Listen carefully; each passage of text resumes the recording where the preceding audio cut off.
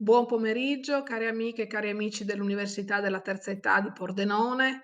Oggi siamo in collegamento con il geologo Luca Bincoletto che ci parlerà della sismicità della nostra regione, che insomma è ben nota, ben conosciuta da chi si ricorda il terremoto del 76. Gli cedo la parola e buon incontro a tutti. Prego, Va bene, dottor grazie, Bincoletto. buongiorno a tutti. Siamo qui per il secondo incontro del ciclo, un tema centrato, diciamo, nella geologia del Friuli Venezia Giulia. Adesso faccio partire la presentazione. Allora.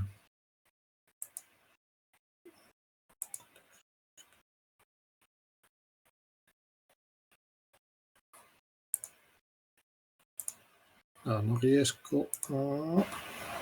Vediamo.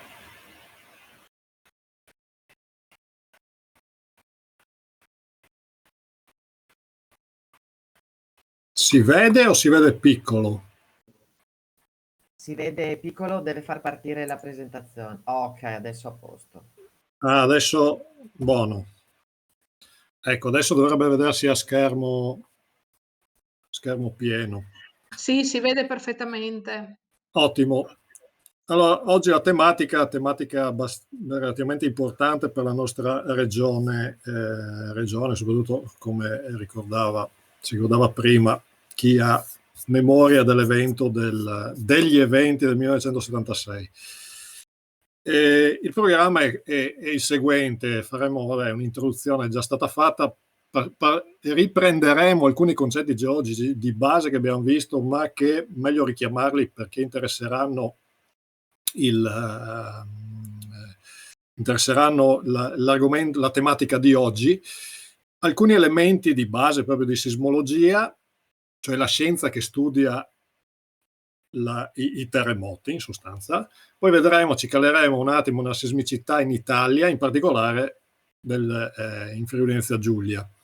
Parleremo poi di effetti ecosismici e di cosiddetta amplificazione, cioè effetti al suolo che avvengono quando una certa area è colpita dall'onda sismica. Cioè possono avvenire, vedremo, ci sono delle condizioni, diciamo, che devono essere presenti in quell'area dal punto di vista geologico, per cui possano avvenire alcuni eventi ecosismici oppure anche di amplificazione dell'onda sismica. E poi parleremo di fatto, sarò una ulteriore persona che rimarcherà il fatto che l'unica prevenzione, l'unico strumento di difesa che abbiamo per difenderci dai terremoti è la prevenzione. Non c'è possibilità di fare delle previsioni cosiddette deterministiche allo stato attuale, ovvero non è possibile prevedere, definire che alle ore 14 del giorno 20 di aprile del 2021 in località, in una certa località avvenga un terremoto con una certa intensità, una certa profondità. Questo non è assolutamente possibile, per cui l'unica difesa rimane ancora la prevenzione. Vedremo alcune tipologie di prevenzione. Ecco, richiamiamo un attimo alcuni concetti geologici di base. Tutto parte anche qui dalla tettonica delle placche, quindi abbiamo, come si diceva la volta scorsa, una litosfera rigida, cioè la sfera delle rocce, che galleggia su una sottostante astenosfera che invece è plastica, perché è parzialmente fusa. Ora, la litosfera, quindi la parte esterna dove noi mettiamo i piedi, viviamo, ha un comportamento, si diceva, rigido, ma è suddivisa in alcuni blocchi chiamati placche. Esiste una suddivisione, diciamo, in 20 grandi placche principali. Poi vedremo che in realtà, proprio per la sismicità anche che abbiamo in Friuli Venezia Giulia, siamo interessati anche a una microplacca che chiameremo, vedremo, microplacca Adria. Quindi la litosfera galleggia, ma è non solo galleggia ed è suddivisa in un certo numero di placche, ma queste placche non sono fisse, non sono mobili, è un sistema dinamico, quindi tendono a avere dei movimenti l'una rispetto all'altra. Alcune si allontanano, in altri casi tendono a scontrarsi, in altri casi ancora tendono a scorrere l'una rispetto all'altra. Se andiamo a vedere, adesso ci caliamo un attimo, cerchiamo di integrare questi concetti di suddivisione della litosfera in grandi placche e anche minori, vedremo poi, con la sismicità a livello globale. Questa è una mappatura dei principali eventi sismici che sono venuti nel passato. Ecco, gli eventi sismici sono individuati con dei puntini neri. È ovvio che in certe aree, diciamo, questi puntini sono identificabili, sono separabili, mentre in altre aree, guardiamo qui l'area mediterranea, assolutamente no, proprio perché c'è un'elevatissima concentrazione di eventi sismici avvenuti nel passato. Ecco, però se facciamo un attimo, se guardiamo un attimo, la cosa fondamentale che deve rimanerci è che gli eventi sismici comunque non sono dislocati in maniera uniforme su tutto il globo terrestre, ma sono concentrati in alcune aree, o ancora meglio, lineazioni. Vedete, ad esempio, questa è la lineazione, siamo nella parte centrale dell'Oceano Atlantico, qui effettivamente siamo nella zona di dorsale. È un limite di placca, vedete qui si riconosce ad esempio la placca africana, delimitata da tutta questa serie di eventi sismici che poi partono nel Mar Rosso e si chiudono nell'area mediterranea. Ecco, quindi la cosa fondamentale è che gli eventi sismici tendenzialmente avvengono, per la maggior parte dei casi, dove c'è, diciamo, un contatto tra una zolla e l'altra, tra una placca e l'altra, proprio perché sono lì le zone, diciamo, dove si sviluppano delle tensioni. Abbiamo visto che le placche tendono quindi a scontrarsi, a divergere l'una rispetto all'altra, a scorrere l'una rispetto all'altra, e quindi dove ci sono questi contatti evidentemente vanno ad accumularsi, vedremo, delle deformazioni, ma queste deformazioni potranno raggiungere, diciamo, gli sforzi accumulati potranno raggiungere i limiti di rottura delle rocce, e queste andranno in rottura liberando l'energia accumulata, e quindi si svilupperà quello che è l'evento sismico, che poi si propagherà, diciamo, nello spazio, in questo caso tridimensionale, con delle forme di onda, diciamo, sferiche che si allontanano dal punto di generazione. Se guardiamo un attimo l'area mediterranea, perché pian piano ci avviciniamo al nostro Friuli Venezia Giulia, ecco, diamo un attimo uno sguardo all'area mediterranea. L'area mediterranea è interessata, praticamente è il luogo di incontro tra due placche. A nord la placca eurasiatica chiamata, e a sud la placca africana. Questo luogo di incontro dà luogo evidentemente a un margine di placca, dove effettivamente ci sono delle tensioni, si stanno sviluppando da milioni di anni delle tensioni e delle deformazioni che tendono a essere via via caricate, perché la placca, vedete queste frecce blu nella parte della placca eurasiatica e rosse nella parte, diciamo, di placca africana, tendenzialmente tendono a convergere, cioè a avvicinare una placca rispetto all'altra, e quindi siamo in un fenomeno che si dice di compressione. Quindi ci sono questi sforzi, diciamo, in cui immaginate prendete i vostri pugni e spingete i pugni l'uno rispetto all'altro. Ecco, è una situazione di questo tipo, una situazione di tipo compressivo nel nostro caso. Questo fa sì che si sviluppino, diciamo, vedete, queste aree, queste delimitazioni, che altro non saranno che le linee di massima, nelle quali si sviluppano i massimi sforzi, e guarda caso, se diamo un'occhiata alla nostra regione, questo è il mare Adriatico, questa è l'Italia, mare Adriatico, noi siamo proprio in un'area in cui che è contrassegnata, diciamo, da una lineazione rossa con questi triangolini rossi. In particolare, però, aggiungiamo un ulteriore elemento. Abbiamo detto sì, c'è la placca africana a sud, c'è la placca eurasiatica a nord, le due tendono a convergere, ma se diamo un'occhiata qui al mare Adriatico, c'è una sorta di spillo. Questa è la microplacca adriatica, che è in realtà una porzione di placca africana, vedete, che assume una forma proprio, io la chiamo uno spillo, quindi tende ad avere la conformazione, diciamo, molto simile a quella che è il mare Adriatico.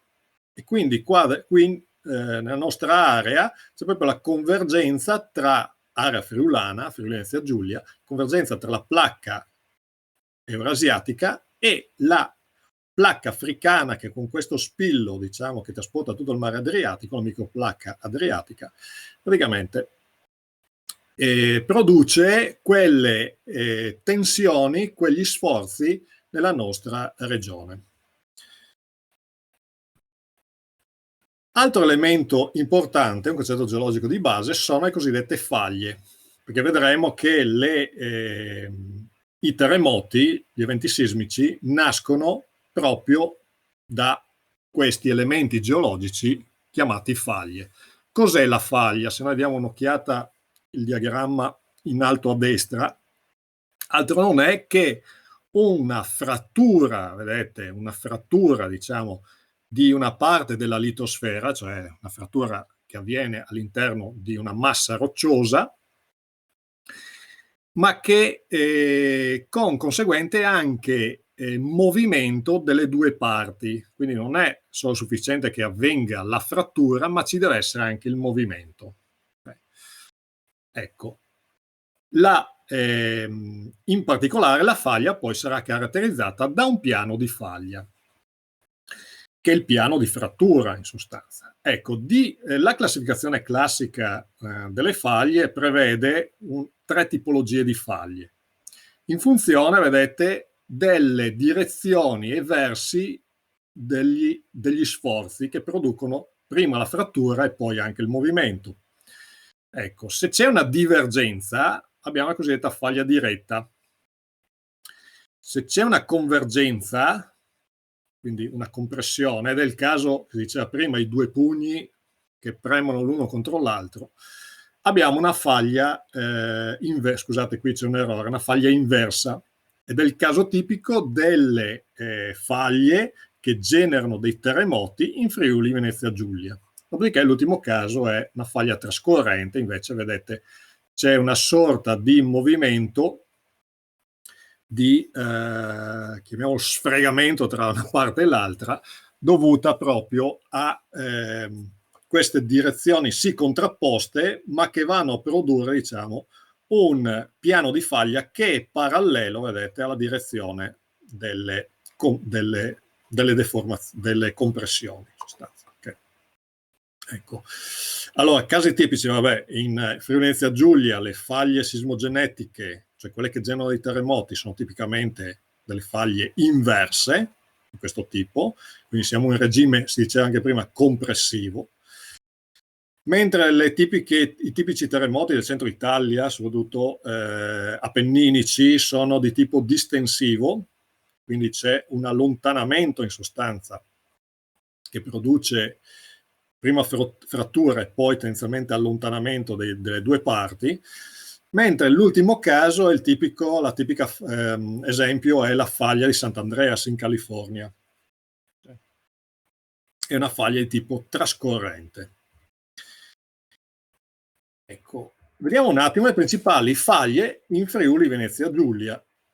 Questi sono i principali sistemi di faglia, non è detto che siano tutte le faglie debbano per forza di cose essere sismogenetiche, cioè sorgenti di eventi sismici, ma in particolare le faglie, diciamo, di interesse sismogenetico in Friuli Venezia Giulia, vedremo, saranno quelle concentrate nell'area pedemontana, okay? Al passaggio tra la pianura e la fascia alpina, in sostanza. Ecco, in particolare abbiamo detto che le faglie sono dei piani, sono modellabili insomma in prima battuta con dei piani, anche se non è così, in realtà non è mai così semplice, però per una semplificazione, diciamo, è un trattamento più semplificato, ovviamente vengono rappresentate con dei piani, sono assimilabili a dei piani di frattura e movimento, abbiamo detto, delle due parti. Per forza di cose, qui quello che vediamo noi sono delle linee, vedete? Linee che coinvolgono anche la pianura, poi abbiamo linee più o meno arzigogolate, insomma, seguono anche l'andamento della geologia e della morfologia, perché queste altro non sono che le emersioni, cioè l'intersezione di quello, se noi immaginiamo questa sia la superficie dove mettiamo i piedi, la cosiddetta superficie topografica, e il piano di faglia abbia questa direzione, evidentemente all'incrocio, no, dei due piani, piano topografico e piano di faglia, questo viene individuato da una linea. Okay. Quindi queste sono proprio le emersioni delle faglie sul piano di calpestio, sul piano cosiddetto campagna, okay, sul piano topografico. Come vedete, uno potrebbe dire, sì, vabbè, abbiamo detto le faglie avvengono dove? In roccia. Quindi uno potrebbe fare l'osservazione, sì, va bene, siamo d'accordo, nell'area montana le rocce sono fioranti, ma in pianura non abbiamo rocce, abbiamo dei sedimenti, qui c'è tutta la copertura cosiddetta sedimentaria, quindi ghiaie, sabbie, limi, argille, eccetera, della pianura friulana, ed effettivamente qui le faglie, vedete, sono rappresentate da un tratteggio, mentre nell'area montana da una linea continua. Tratteggio perché? Perché questa è una supposizione di una proiezione di quello che è il piano di faglia, okay, che arriva in superficie, ma in realtà non interessa relativamente i sedimenti, perché la parte, diciamo, di piano di faglia vero e proprio si sviluppa su roccia, è lì che avviene la frattura. Una frattura, dobbiamo avere un corpo continuo solido perché avvenga una frattura e poi un movimento successivo. Questo perché? Perché dobbiamo pensare che sì, superficialmente abbiamo dei sedimenti, quindi materiale sciolto, non roccioso, però a una certa profondità andiamo a incrociare, a incontrare quello che è il substrato roccioso. Okay? Profondità più o meno variabili, ad esempio, visto che siamo ospitati dall'Ute di Pordenone, se noi facciamo uno scavo, dobbiamo raggiungere i 600-700 metri per andare a toccare quello che è il substrato roccioso, okay? Sul quale eventualmente si possono sviluppare delle faglie. Okay? Ecco, adesso passiamo a alcuni elementi di sismologia per capire un attimo i meccanismi di formazione degli eventi sismici. Ovviamente l'ho cercato di semplificare in modo da portare con degli esempi, diciamo, molto, molto pratici. Ecco, questo è il primo, ho chiamato mani sismogenetiche.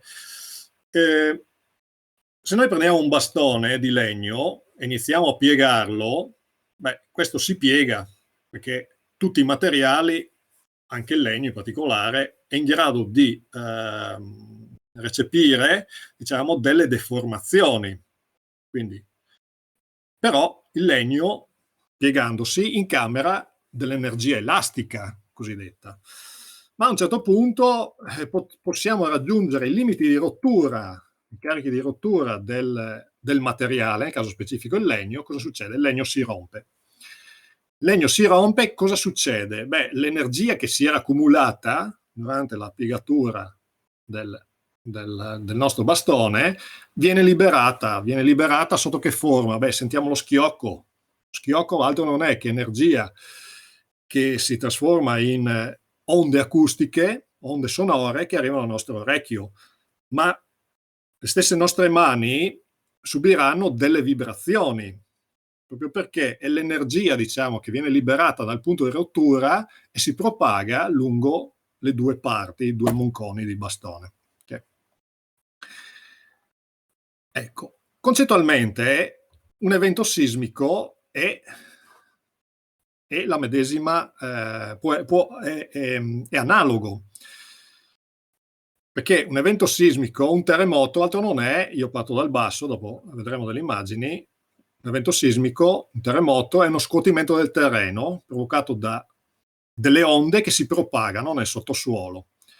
Però l'origine di queste onde è proprio la frattura di masse rocciose, una frattura estremamente rapida, che avvengono lungo un piano di faglia. Lungo un piano di faglia che si forma proprio a causa della rottura di queste masse rocciose, che sono, diciamo, essenzialmente messe in caricate, come viene caricato il bastone, di energia elastica, però in questo caso non sono le nostre mani, ma sono gli sforzi tipo tettonico, cioè quindi questo movimento superficiale del placche litosferiche nei punti di contatto possono produrre degli accumuli di energia. Quando l'energia supera la soglia di rottura dei materiali rocciosi, questi si rompono e praticamente l'energia che si era accumulata, perché sembrerà strano, ma anche le rocce sono in grado di deformarsi e accumulare energia. Ma quando si rompono, questa energia viene liberata e si genera l'evento sismico. Okay. Quindi questa è una situazione a riposo. Ecco, vedete, qui abbiamo, diciamo, l'azione tettonica, vedete, che mette in deformazione, carica il sistema, dovete immaginare come una sorta di molla, carica il sistema, quindi il sistema accumula energia elastica. A un certo punto però si arriva alla rottura dei materiali, perché gli sforzi hanno raggiunto i limiti di rottura dei materiali stessi, materiali rocciosi stessi, e si genera l'evento sismico. Dopodiché, si ritorna alla condizione, diciamo, nuova configurazione, ma di riposo. Eventualmente, se siamo in un'area sismogenetica, un'area propensa a questo tipo di azioni, evidentemente il sistema tornerà di nuovo a caricarsi fino a produrre, dopo qualche decina, dipenderà anche dalla situazione, decina di anni, centinaia di anni, un nuovo evento sismico. Ecco, qua mi è partito, non si vede l'immagine. Ecco, avevo posizionato un'immagine, diciamo, che ricordasse un po' per analogia quello che è la propagazione dell'onda sismica una volta che è generata, diciamo, dalla rottura all'interno del piano di faglia. Possiamo assimilare a questa propagazione di energia come la propagazione, diciamo, di onde che si hanno quando noi lasciamo cadere un sasso in uno stagno ovviamente bello placido, no? Acqua calma. Cosa succede? Beh, dal punto di caduta si generano delle onde che in quel caso lì si propagano con una forma il fronte d'onda ha delle forme di circonferenza, di cerchio, con la particolarità che man mano che si allontanano dal punto di caduta del sasso, queste tendono a dissiparsi, quindi la loro ampiezza va via, decresce man mano che ci allontaniamo dal punto di impatto, chiamiamo. Ecco, stessa cosa la propagazione delle onde sismiche. La propagazione delle onde sismiche avviene proprio dal punto di generazione di rottura, okay? Il punto di rottura che avviene all'interno della nostra litosfera, all'interno delle rocce, sul piano di faglia.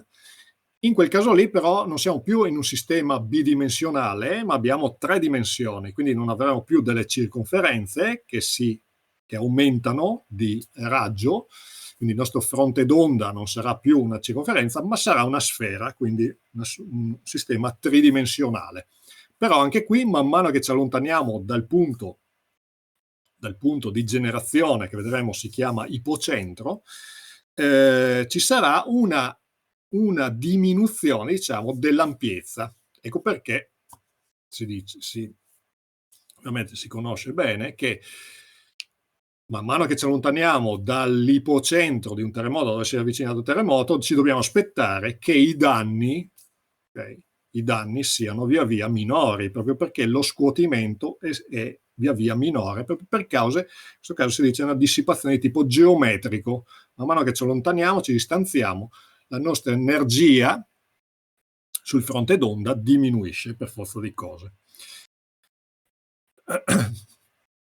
Ecco, torniamo sempre all'anatomia di un terremoto. Quindi in questo caso abbiamo una situazione di che tipo? Beh, in questo caso abbiamo una distensione, vedete le frecce, vuol dire che il sistema viene trazionato, tende ad essere allontanato, quindi è la situazione tipica che abbiamo detto prima, appenninica. Okay? Ecco, in questo caso abbiamo quindi a un certo punto le rocce raggiungono il punto di rottura, si forma la frattura, questo piano all'interno delle rocce, e il movimento comunque relativo fa sì che ci sia una liberazione di quell'energia accumulata con produzione di quello che è l'evento sismico. Ecco, il punto di inizio di rottura del sistema è detto ipocentro, mentre la sua proiezione, cioè se prendiamo una verticale e facciamo l'intersezione, andiamo a incrociare quello che è il piano di calpestio, il piano campagna o il piano topografico, è detto epicentro.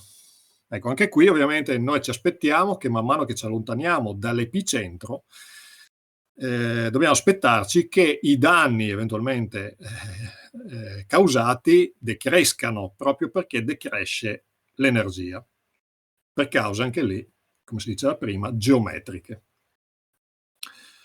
Ecco, invece la scarpata di faglia è proprio l'evidenza della faglia, del piano di faglia, visibile in superficie. Ecco, in genere in queste condizioni, cioè con sistemi distensivi tipo appenninico, le scarpate di faglia, anche quelle causate per eventi sismici, sono in genere ben definibili, sono ben osservabili. Caso contrario, invece, da qui in Friuli Venezia Giulia, dove il sistema non è più distensivo ma è compressivo, i due pugni che si tendono a contrastare l'uno con l'altro, qui si formano non più faglie dirette, come in questo caso, ma faglie inverse, quindi c'è una tendenza a sormontare di un blocco di roccia sull'altro, un sormonto, sono assolutamente meno visibili e vengono anche cancellate e le tracce vengono cancellate anche rapidamente dagli agenti morfologici, cosa che invece condizioni, diciamo, di faglie dirette tipo appenninico permangono maggiormente nel tempo. Ecco, ma come misuriamo un terremoto?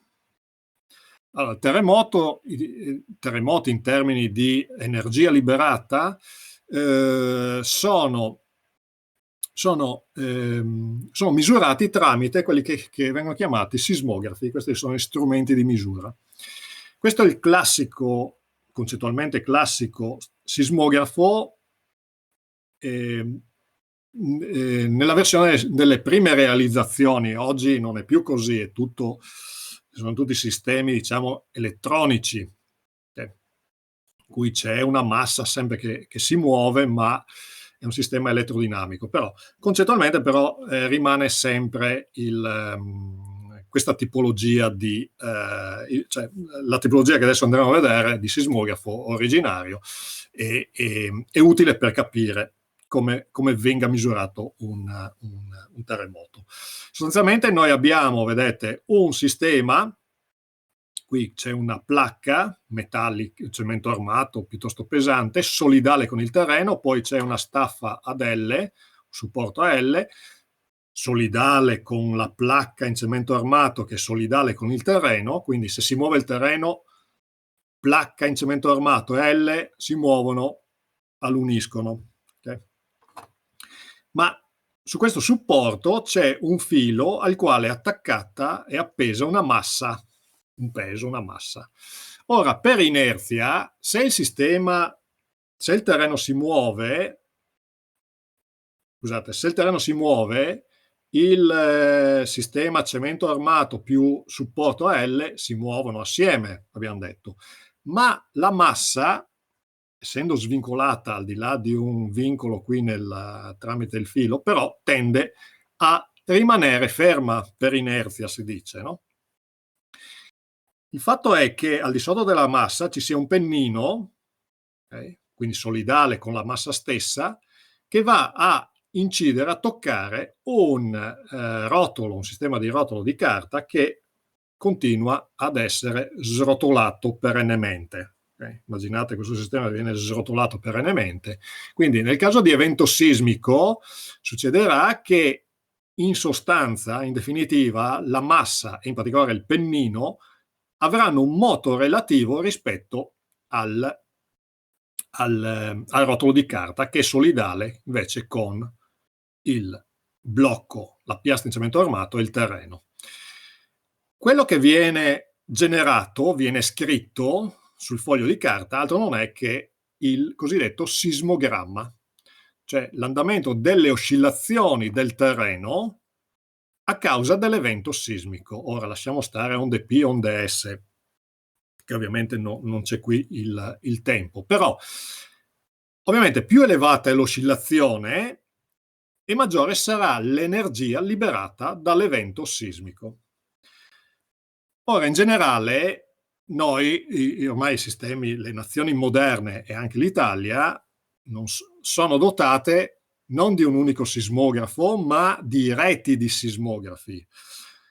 Addirittura in Italia ne abbiamo una generale gestita dall'Istituto, dall'INGV, Istituto Nazionale di Geofisica e Vulcanologia, ma ne abbiamo una anche regionale. Le due poi si integrano anche con una rete, diciamo, europea e anche con altre reti mondiali.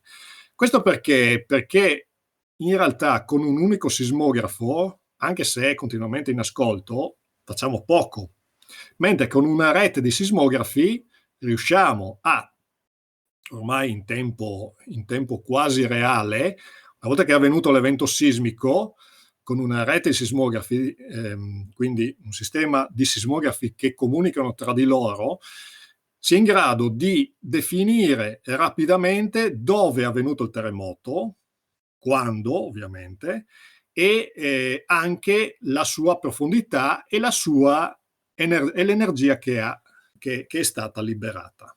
Okay. Questo è utile sia per intervenire rapidamente, quindi azionare la macchina di protezione civile e quindi gli aiuti per nelle aree colpite, ma anche poi, diciamo, nel lungo periodo per fare studi di sismologia, individuare, migliorare la conoscenza di quelle che sono, diciamo, le aree che generano i terremoti e anche quanto può essere, diciamo, dal punto di vista statistico, diciamo, l'energia massima di un terremoto, che vedremo poi, parleremo di magnitudo. Ecco, anzi, parliamo subito.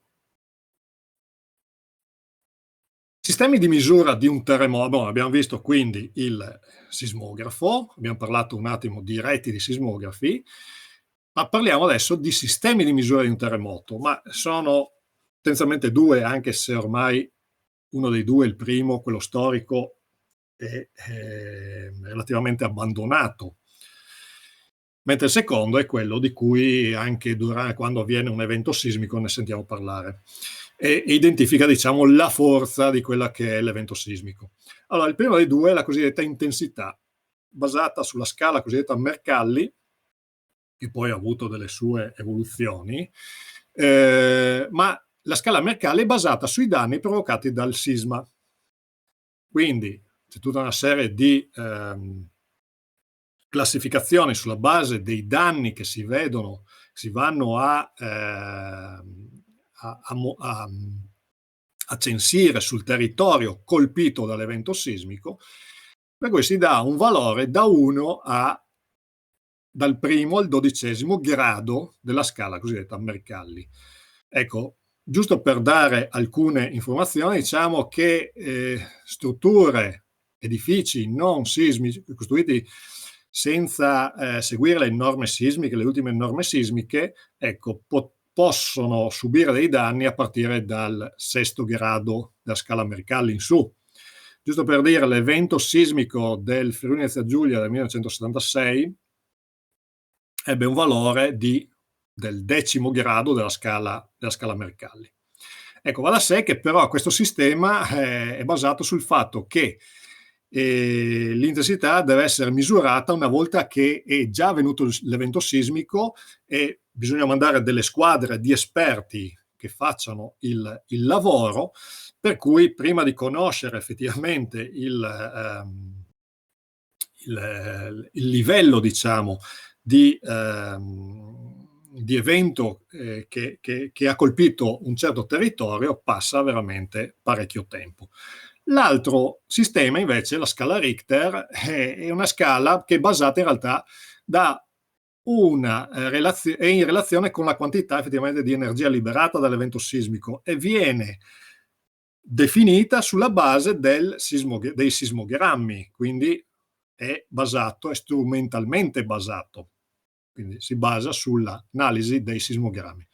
Ecco, questo fa sì che, come si diceva prima, in una rete di sismografi già un valore della scala Richter può essere determinato ormai nel giro di qualche secondo in maniera automatica.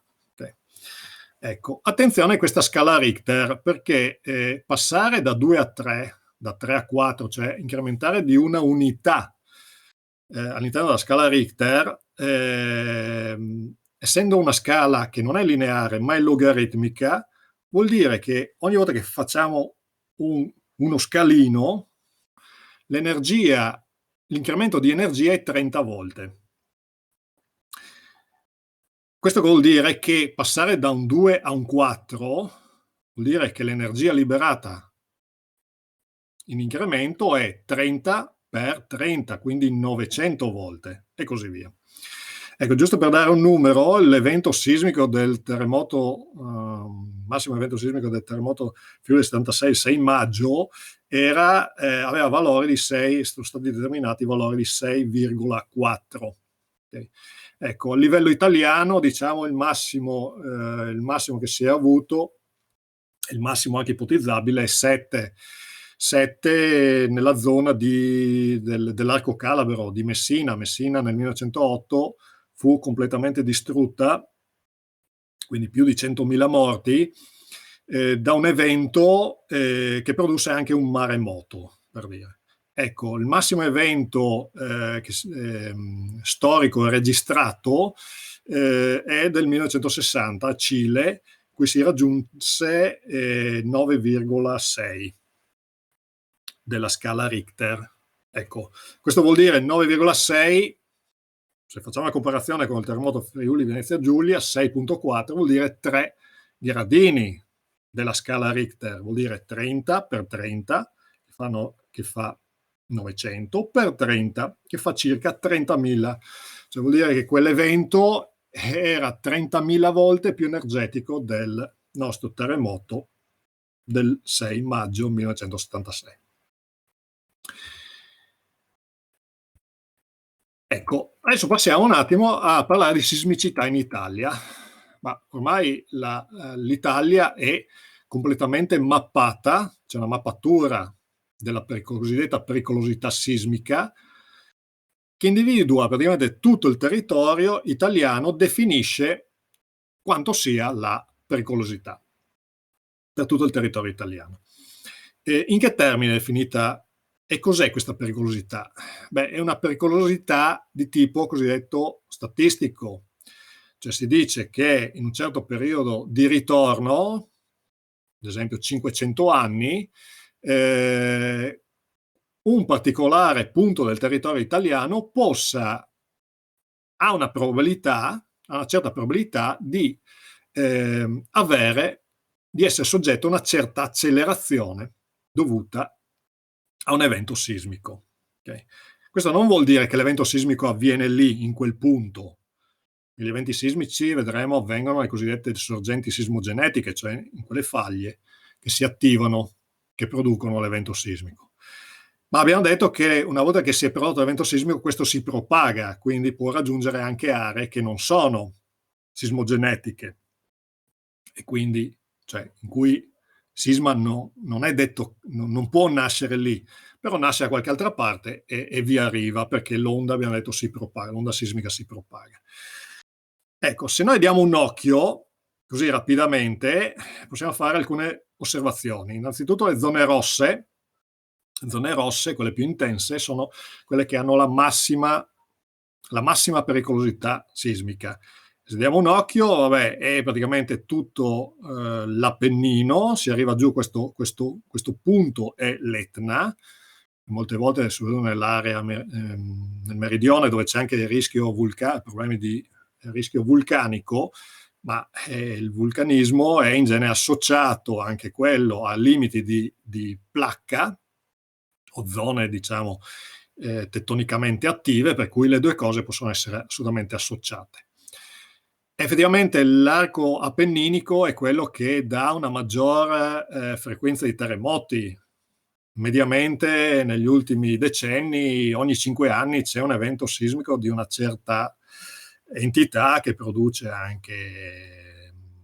causa anche dei morti.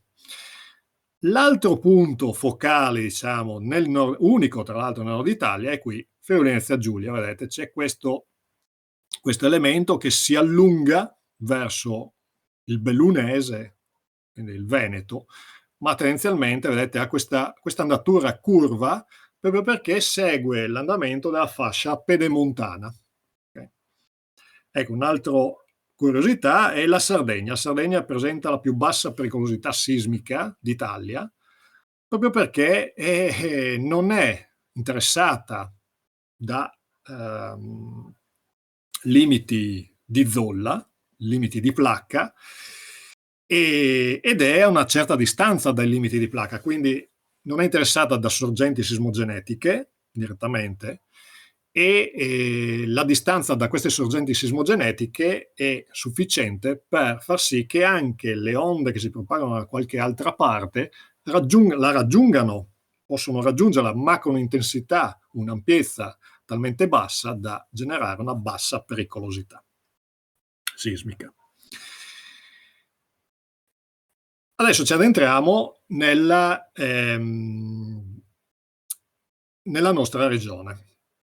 Quindi facciamo un passo ulteriore, uno zoom ulteriore, aumentiamo la scala. Ecco, qui ho prodotto una mappa, in realtà ho preso anche una parte del vicino Veneto perché comunque ci interessa, visto che abbiamo capito che gli eventi sismici, anche se vengono generati in una certa area, ma poi l'onda sismica si propaga, quindi anche eventi sismici che si generano nel bellunese possono raggiungere la nostra area, la nostra zona, il nostro Friuli Venezia Giulia. Ho messo Pordenone, il comune di Pordenone, per avere un riferimento ulteriore. Ecco, se noi mettiamo gli eventi sismici con magnitudo, guardate così, il concetto di magnitudo maggiore di 5, quindi sono eventi importanti, questi sono tutti gli eventi avvenuti negli ultimi 1000 anni. Ecco, vedete, tutto sommato già si può intuire una certa concentrazione nella fascia cosiddetta pedemontana, vabbè, un po' anche oltre, ma insomma, nella fascia pedemontana. Ecco, dagli studi fatti, proprio dagli studi dei terremoti passati, è stato individuato che le cosiddette sorgenti sismogenetiche, cioè dove avvengono, c'è una maggior probabilità che avvengano, dove ci sono delle strutture che possono produrre delle faglie che generano degli eventi sismici, sono proprio concentrate, vedete, nella fascia cosiddetta pedemontana, cioè a cavallo tra la pianura friulana e l'area montana, stessa cosa nel Veneto. Okay. Seguono proprio l'andamento dell'arco alpino, in sostanza, nelle nostre aree. Ecco, le zone nelle quali possono avvenire gli eventi sismici sono dette zone sismogenetiche, sono fonte, genesi di eventi sismici. Ecco, adesso facciamo un'analisi, diciamo, qui è una vista, diciamo, bidimensionale, ma andiamo a vedere nella terza dimensione, andiamo a gestire la terza dimensione, con un esempio del 1976, cioè lo sciame sismico del 1976, perché in genere si commemora, giustamente c'è stata scelta una data, con la data del principale evento sismico di magnitudo maggiore, che è il 6 maggio, però in realtà gli eventi sismici di dimensioni ridotte, minori, intensità di magnitudo minore, si propagarono per parecchi mesi, con un altro evento a settembre di una certa intensità, non uguale al 6 maggio, ma insomma con una certa magnitudo, dell'ordine anche quello di 6. Okay. Ecco, per fare questo, per andare a analizzare le strutture come sono dal punto di vista anche geometrico le strutture sismogenetiche del Friuli Venezia Giulia, riprendo un attimo la nostra mappa che ci rappresentava quelle che sono le linee, le faglie, il sistema di faglie principali. Adesso andremo a fare quella che è a visionare quella che è una sezione geologica. Una sezione geologica altro che non è che un taglio verticale da un punto all'altro del terreno, sostanzialmente, che va giù per una certa profondità. Una volta fatto il taglio, praticamente si aprono i due lembi e si va a vedere, diciamo, di lato le strutture geologiche presenti lungo quella sezione. Ecco, la sezione che a noi interessa va praticamente, questa è la traccia di questa sezione, la traccia di questo taglio, va da Udine fino all'altezza di Moggio Udinese, circa, sono 30-35 km di lunghezza per una profondità di circa una ventina di chilometri. Mi raccomando, non spaventatevi al primo impatto, perché vedremo una scomposizione per poi ricostruire il tutto. Ecco qui, traccia la sezione geologica. Ecco, questo è un lavoro di Sleiko del 2019, ma non preoccupatevi. Allora, concentriamoci un attimo per capire com'è strutturata una sezione geologica. Abbiamo detto è un taglio, quindi quello che si vedeva prima, la traccia, altro non è che andava da Udine a Moggio Udinese, okay? Quindi è stato fatto questo taglio verticale e quindi qui aperto il sistema e stiamo guardando di lato. Okay? Stiamo guardando di lato e questa è la profondità. Quindi è una vista non più dall'alto, ma di lato del sistema, quindi è la terza dimensione, stiamo guardando la terza dimensione, quindi in profondità il sistema. Allora facciamo la decomposizione, quindi quello che vedevamo nella parte alta questa è la traccia della superficie topografica, quindi nella parte alta c'è l'atmosfera, sotto c'è il sottosuolo. Come si riconosciamo qui c'è un'area fondamentalmente di pianura, dopodiché inizia, vedete, sistema più rilevato è l'area montana in sostanza. Quindi questa è la cosiddetta traccia della superficie topografica.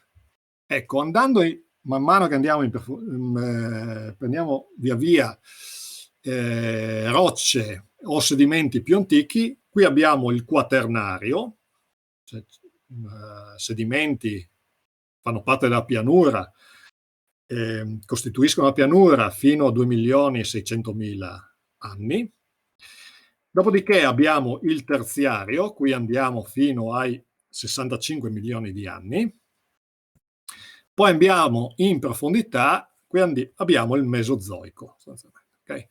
Ecco, la cosa che possiamo notare, oltre al fatto che la superficie topografica qui è piana, più o meno piana, dopodiché iniziano i rilievi montuosi, possiamo notare che c'è anche una disomogeneità all'interno del sottosuolo.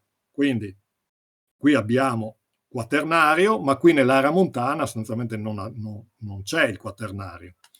Non ci sono depositi sciolti, quantomeno ce ne sono, ma a questa scala non si riescono a visualizzare.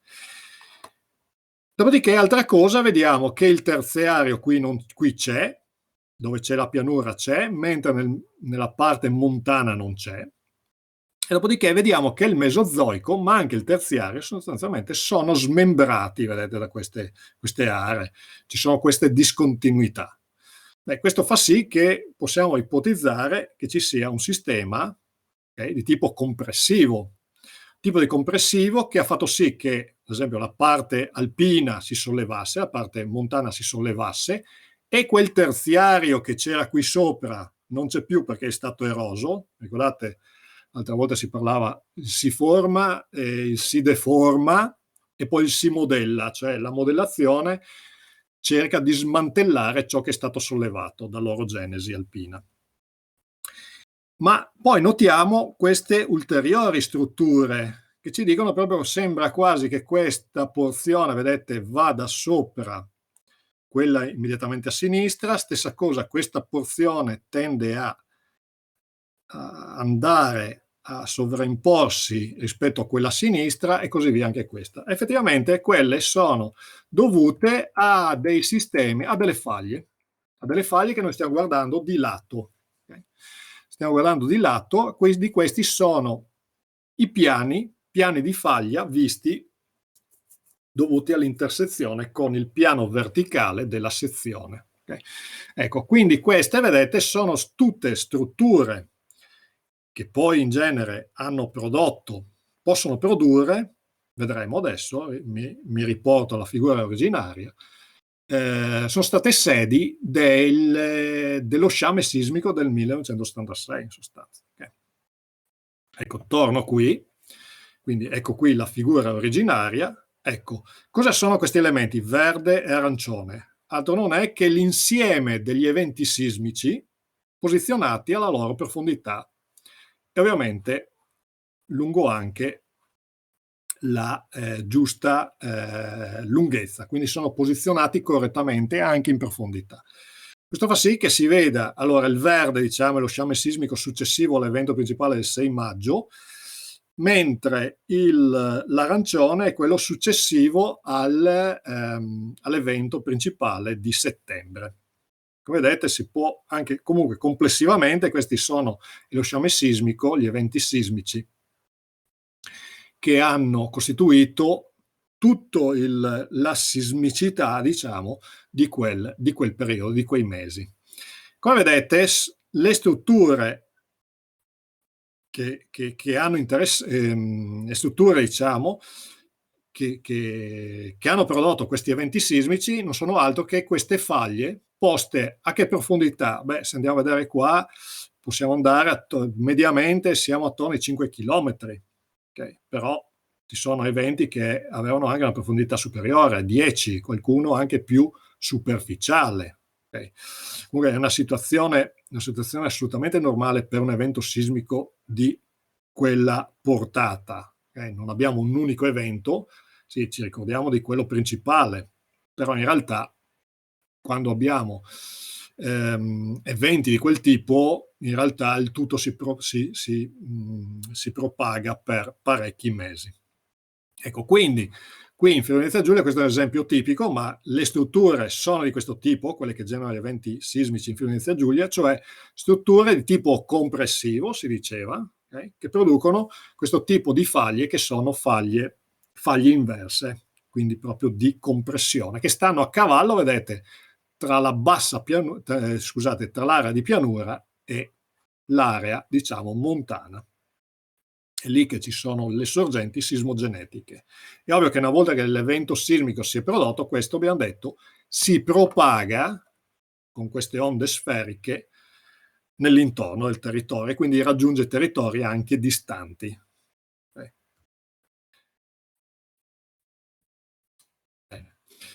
Adesso parliamo di effetti cosismici. Quindi abbiamo detto alcuni effetti ecosismici principali, siamo in chiusura. Gli eventi sismici si producono nelle zone sismogenetiche, in particolare su faglie che si attivano, ma dopodiché questo l'evento sismico, cioè l'energia sismica, si propaga come sfera dal punto, diciamo, dall'ipocentro e raggiunge, diciamo, aree anche distanti. Ovvio che più l'evento sismico ha una magnitudo elevata e maggiore sarà la distanza che potrà essere percepito, maggiore sarà la distanza alla quale potrà produrre danni in sostanza. Ecco. E qui l'importanza dei cosiddetti effetti ecosismici, perché uno degli effetti, diciamo, che ovviamente tutti temono è il fatto che avvenga un crollo di un edificio e che magari questo edificio abbia anche delle persone al suo interno, sostanzialmente questo è. Ma il crollo da cosa è dovuto? Ma può essere dovuto a diverse cause e soprattutto ci sono degli effetti ecosismici che possono aggravare la situazione. Allora, tra gli effetti ecosismici principali possiamo avere, vedete, delle frane che sono attivate dall'evento sismico. Possiamo avere dei sbarramenti di corsi d'acqua dovuti al franamento che va a interrompere il corso d'acqua e quindi formazione di un lago che e per eventuale successiva rottura di questo sbarramento potrebbe produrre una inondazione a valle. Però questo tutto sommato è più marginale. Però vedremo che invece a livello di Regione Friuli-Venezia Giulia ovviamente le frane sismoindotte nel 76 furono estremamente diffuse. Possiamo avere ovviamente la fagliazione superficiale. Il problema della faglia è quando questa, oltre a generare l'evento sismico, ma va a intersecare la superficie, quindi c'è ovviamente una deformazione della superficie e se su questa deformazione della superficie va a interessare ad esempio una struttura, questa evidentemente viene danneggiata. Altri eventi che possiamo avere è il crollo di cavità carsiche. Altro evento in zone di pianura, diciamo non tanto di pianura, ma zone con sabbie estremamente ricche di sabbie e sature d'acqua, possiamo avere il fenomeno della liquefazione dei terreni. E per ultimo, zone in cui abbiamo che giacciono su sedimenti, quindi tutta la pianura in sostanza, può subire un fenomeno cosiddetto di amplificazione delle onde sismiche, perché le onde sismiche, abbiamo detto, si generano sulla faglia, la faglia si genera su roccia, quindi l'onda che si propaga in roccia ha una certa velocità. Quando l'onda raggiunge invece, eventualmente passa dalla roccia a un sistema invece sedimentario, ad esempio una pianura, la velocità delle onde sismiche all'interno del sedimento, all'interno della pianura, il sedimento che forma la pianura, diminuisce. Questo fa sì che ci sia un fenomeno fisico, cioè un'amplificazione delle onde. Quindi, in prima battuta possiamo dire che è più sicuro, a parità di energia liberata, è più sicuro, diciamo, costruire in roccia piuttosto che su sedimento. Ecco, qui abbiamo degli effetti ecosismici, abbiamo alcune immagini, ovviamente queste rotture ai terreni, nel caso del terremoto del 76 non ci furono evidenze di fagliazione superficiale, ma riporto alcuni esempi presi invece da terremoti mondiali. Okay? Quindi ecco cosa può succedere. Quindi vedete, questa era una strada, qui c'è praticamente la faglia che passa, la faglia di tipo trascorrente che ha spostato, diciamo, di 1 metro. Tenete conto che queste sono situazioni praticamente istantanee. Qui invece è una faglia diretta, vedete, una parte di sinistra è ribassata e l'altra è sollevata. Anche queste stiamo parlando di 3-4 metri di dislivello potenziali. Okay?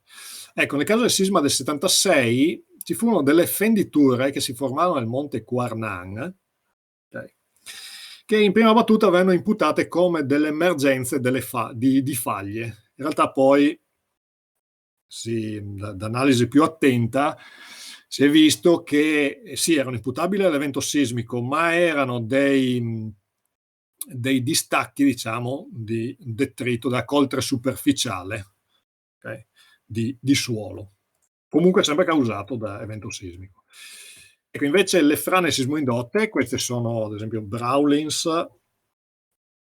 abbiamo una frana in roccia nel 1976, e stessa cosa, guardate qui stiamo guardando l'abitato di Portis, nella parte bassa, vedete tutti questi coni sono generati proprio dall'attività, dall'arrivo dell'onda sismica che ha innescato tutti questi fenomeni, diciamo, franosi di frana in roccia.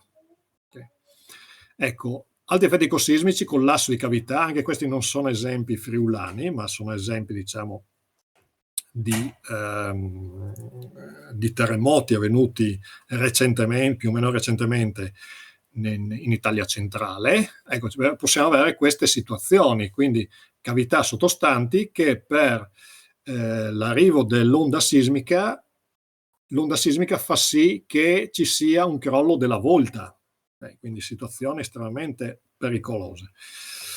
Altri fenomeni sono i fenomeni di liquefazione. Ecco, questi fenomeni limitati di liquefazione sono stati riconosciuti anche nella piana di Osoppo e Maiano durante il terremoto del 76. Cosa succede quando c'è cosa succede quando avviene il fenomeno della liquefazione e dove avviene? Ma i fenomeni di liquefazione avvengono su sabbie, sistemi di sabbie piuttosto spessi e saturi d'acqua. L'acqua è comunemente presente se c'è la falda acquifera. Ecco, con l'arrivo dell'onda sismica avviene una vibrazione delle particelle che fa sì che faciliti l'espulsione dell'acqua e quindi un sistema che diventa una sorta di sabbie mobili. Quindi se c'è una struttura lì sopra, un edificio lì sopra, questo può collassare. Ecco qui ad esempio, situazione sottostante, vabbè, questo è il terremoto, uno dei terremoti più grossi, importanti, venuti a livello mondiale, misurati.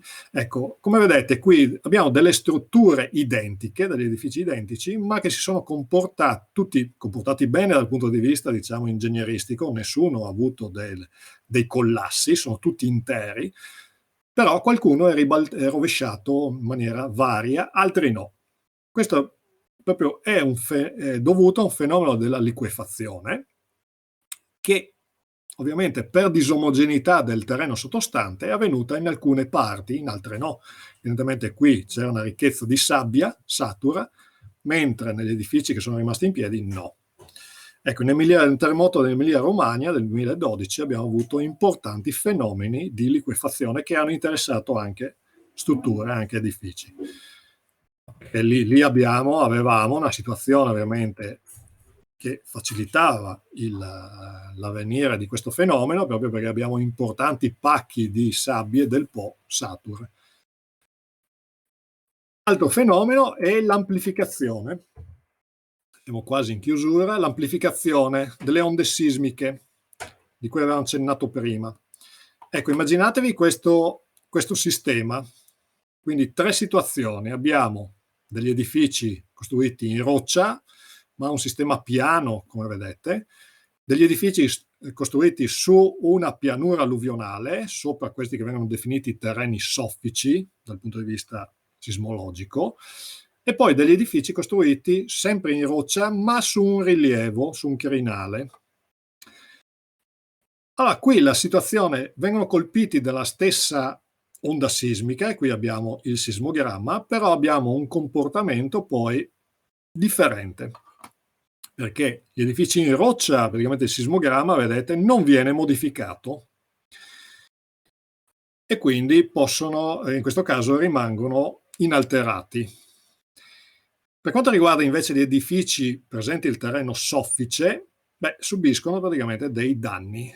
Questo perché dall'originario sismogramma, abbiamo detto che l'onda sismica passando da un sistema in roccia a un terreno sciolto soffice, che può essere anche la pianura, un terreno diciamo di pianura come il nostro, subisce un'amplificazione. Vedete qui come sono cresciuti i picchi del sismogramma, e questo fa sì che praticamente gli edifici subiscano un maggior scuotimento rispetto a controparti in roccia, pur essendo colpiti dalla stessa onda sismica in origine, okay? Ma che si è trasformata proprio perché ci sono dei sistemi geologici diversi. Dopodiché, anche questo è rilievo in roccia, anche qui questo effetto, diciamo, pur essendo in roccia, però questo effetto, diciamo, crinale, fa sì che ci sia un incremento delle amplificazioni. In genere non è così intenso come al passare da roccia a terreni soffici, però alcune strutture, se non sono adeguatamente costruite, progettate e costruite, secondo le norme sismiche, potrebbero subire dei danni. Ecco, adesso siamo in chiusura, quindi ripeto, la prevenzione, rimarco ancora, la prevenzione è l'unico strumento di difesa. Non possiamo prevedere, non abbiamo nessuna possibilità di previsione cosiddetta deterministica, cioè quella previsione che si diceva prima, cioè dire che alla tal ora del tal giorno in quella località si svilupperà un evento sismico di una certa magnitudo. Okay? Non lo possiamo fare dal punto di vista proprio scientifico, ci sono degli studi in corso, ma non lo possiamo fare. Quindi l'unica modalità, l'unica difesa, non è la miglior difesa, è l'unica difesa, in questo caso è la prevenzione. Prevenzione che viene attuata in diverse maniere.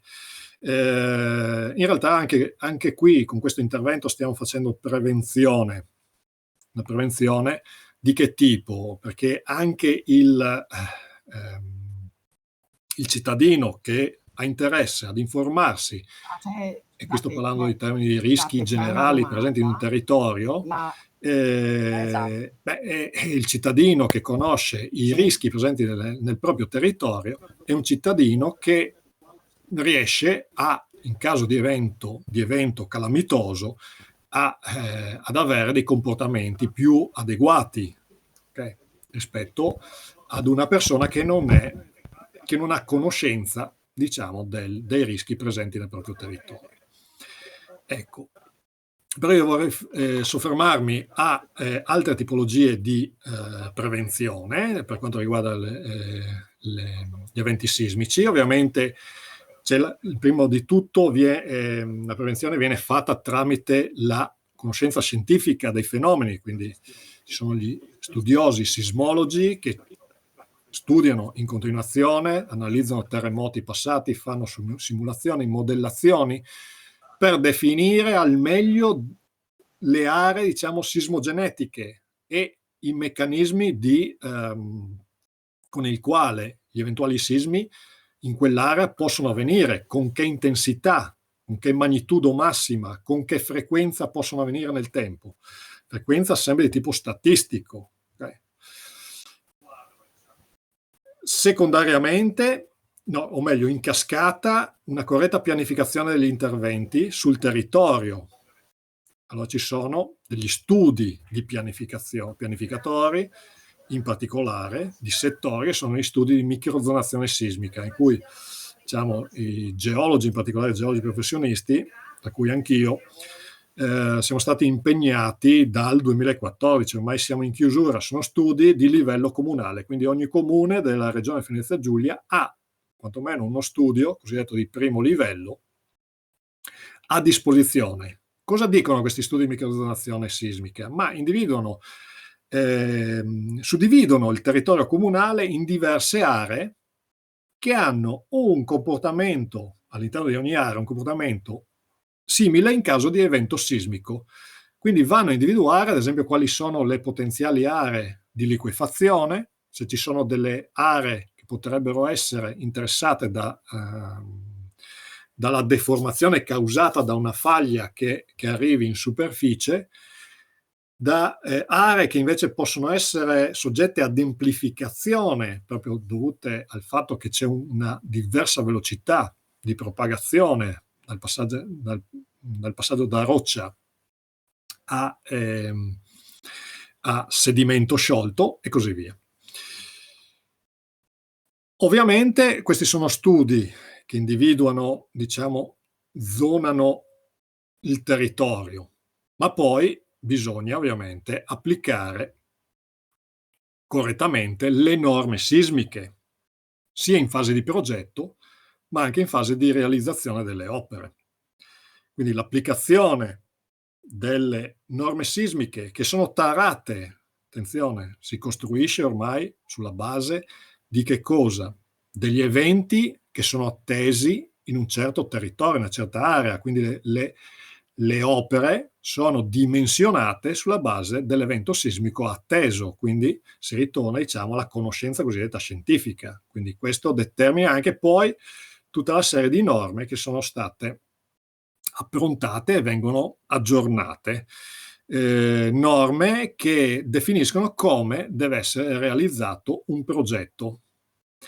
Ovviamente la realizzazione del progetto, o meglio,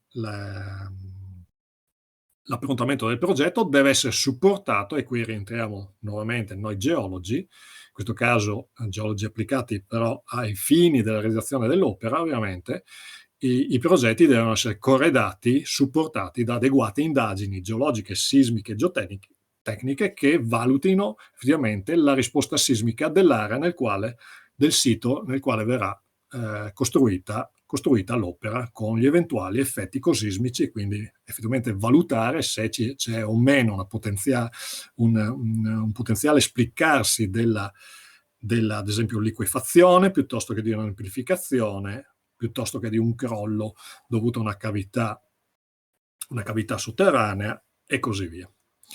Bene, io direi, ecco qui ad esempio la mappatura, ultima immagine. Questa è una mappatura ad esempio di un comune relativo alla mappatura di microzonazione sismica. Quindi vedete, qui c'è tutta una serie di colori diversi, ogni colore rappresenta una zona che ha un comportamento al suo interno omogeneo rispetto al verificarsi di un evento sismico. Ecco, direi che qui siamo in chiusura, ho riportato alcuni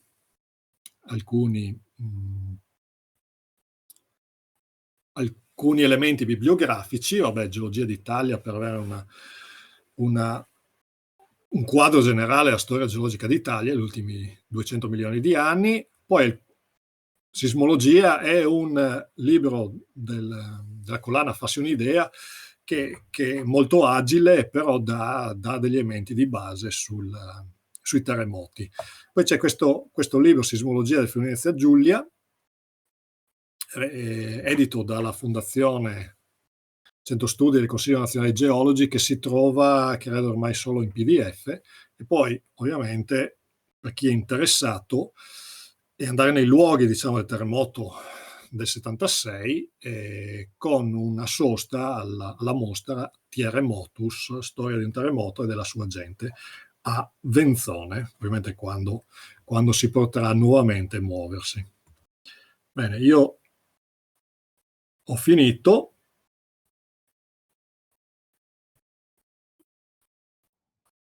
Noi la ringraziamo. Ho finito.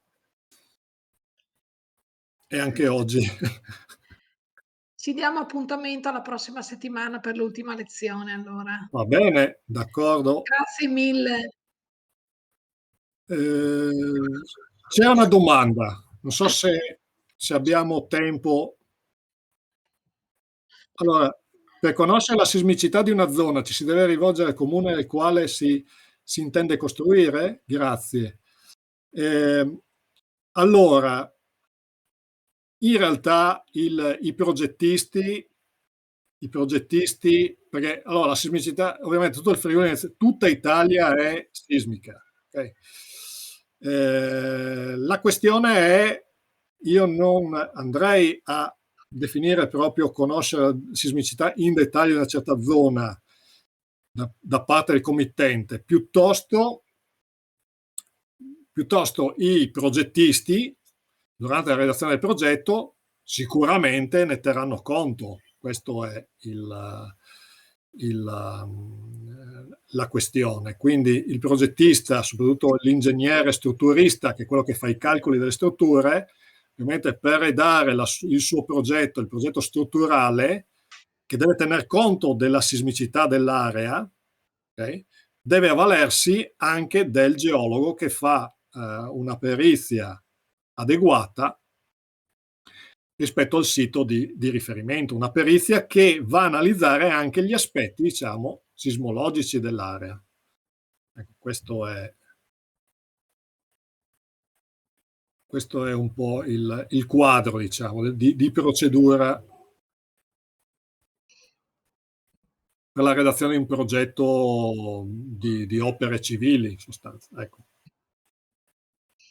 Grazie per la sua risposta. E allora ci diamo appuntamento fra una settimana. Va bene. Grazie, arrivederci. Grazie a voi.